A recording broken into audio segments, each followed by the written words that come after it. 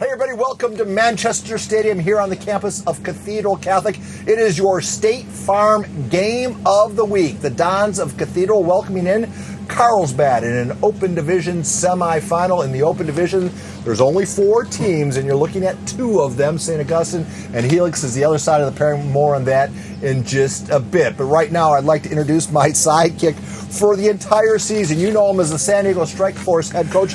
I know him as one of the leading opinion makers of our time. Everybody, a warm welcome for Bert Grossman. Bert, what do you say we get right down to it? Tell me something about the Carlsbad Lancers that I might not already know. Oh, God. One loss. Pretty much went through, their league. The problem with Cathedral is I think last year Cathedral just thumped them 30-0. Cathedral's much better this year. I don't know if Carlsbad's that much better to stay with them. All right. Well, Bert, going by your track record, I think we should not hold off on it. I'll just say this about Carlsbad. Thad McNeil has assembled a great coaching staff there, and they will be prepared one way or the other. Oh, absolutely. And a great passing attack. And a Silver Pigskin finalist on the podium. Yes, but I believe... I'm not going to say it. Go ahead. All right, well, let's also talk about, you bring, funny how a season changes. We had Cathedral, when we were here doing one of our multiple stops here at Cathedral, we were talking about this might be the greatest team. A generational team. A generational team, and then boom, they've already lost 2 since then. Yeah, and a real shocker last week, to Lincoln. I think, if you look at Cathedral, though, they had the same thing happen last year. They lose a game that they shouldn't lose, and then they get their stuff back together, and it turns out to be a blessing, and they go a long way in state. But hopefully for the staff here, that's the case again this year. All right, guys, I'm calling a little bit of an audible here. I'm going to bring in the third member of our team, none other than John Maffey, who John has been so good to us, giving of us his time. Mr. Maffey, it is greatly appreciated. Thank you for getting here so early. Let's talk about the Cathedral season. Seems to have changed. When you lose your starting quarterback, especially as one as good as DJ Ralph, that is going to have some repercussions, will it not? Oh, absolutely, and it's trickling. It trickles down to Carlsbad, who as Bert knows, what do coaches like to do? Watch film. Yeah. How much film do they have on Charlie Meyer? Not a lot. 1 game. Yeah. And a handful of plays. So they're breaking. They're trying to break down. What he's going to do. I don't think Charlie Meyer knows what he's going to do, let alone the Carlsbad coach. Is that what's Carlsbad? Is that their best chance? Is the fact maybe the Charlie Wilson in the pressure of the moment? I don't think it's their best chance, but I think it's a good chance because Carlsbad's a good team, and Cathedral is not as good as they were last year. They're good. They're real good, but they're not as good as they were last year. A little bit of a difference. Yeah, a little difference of opinion. Matt, before we let you go, being that we've known each other for a lifetime now, and being that you are always you're one that gives us an honest opinion of things, I'd like to pull up the names from the 2019 Silver Pigskin podium. We have 7 names, and 6 finalists were picked, including then the fan vote person, Tyson McWilliams, was voted on. Is there any glaring mistakes in your opinion?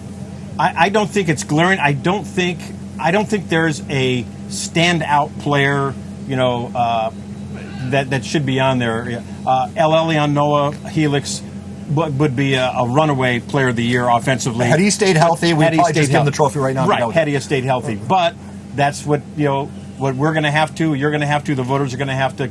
Do you give it to a guy for half a season? And that's to be decided. And then as far as I know you're going to cast a ballot this year, right? To be determined. Come on. John, who are you voting for? Yeah, who are you going to vote for? Who would I vote for Player of the Year? Yeah. Right now, I'd vote for Tyler Buckner. Who's on our podium? A junior? Yes. He's outstanding. He is. If you've seen him play in person, he is really, really good. The thing is that he plays... The competition he plays is not good, but he'd start at any high school in this county and in the Trinity League. All right, and then could you just opine, before we let you go, on Jaheim Allen Pompey? Again, another lower division kid, but he is having a record national season. Do you disagree or agree with the choice of putting him on the podium? I don't think he's the player of the year, but I don't disagree with putting him on. The year he's had, he deserves to be up there. And when we vote for our All-CIF Player of the Year, I would think that he's going to be mentioned and put on the board as a Player of the Year. Whether he gets it or not is a different question, but I think he deserves to be on the board. Well, John, whether you know it or not, you made me feel a whole lot better by saying that because it's the hardest thing we do is you have a good kid in Division I and a great kid in Division 5. How do you blend the two? It's hard because when you see Tyler Buckner play, and he's running it up. And they don't run it. I saw them against Orange Glen, and they scored 73 points, and they had to because Orange was 59-32, and Orange Glen had the ball, and you score there, and it's a game. Right. So suddenly Orange Glen's a pretty good team. They went to the state championship game last year. So, a question for you: if Keontae Spriggs was at Bishop's, how would he be doing? He'd have 2,000 maybe yards. 2,500 yards. Yeah, maybe not. And that becomes the problem. 2,800. Yeah. And that becomes the problem. Same Yes. as Avian Watson. Yes. All right. Well, we will table this conversation. The fact is, we've picked our finalists, and John Maffey, we look forward to you voting. Mr. Maffey, I know you have other things to do besides here. Bert, we're going to talk. Just a quick reminder. There are 19 playoff games going on in the county. We're going to be at each and every one of them, including our game of the week right there. As we mentioned, the other half of this bracket is our East County game of the week. We also have a bunch of featured segments, including we have an Oceanside Pirate in Coach's Carol, so that's going to be interesting as he looks at that. And don't forget, our 5-star recruit is coming from this game, Jonathan Harrison. Will be bringing a host of Lancers into the studio tonight. We'll be talking about this game in greater depth. All right, on behalf of John Maffey, on behalf of Bert Grossman, we'll be back with a lot more pre-PR. But right now, we're going to send it to the commercial break. We'll have more in just a bit.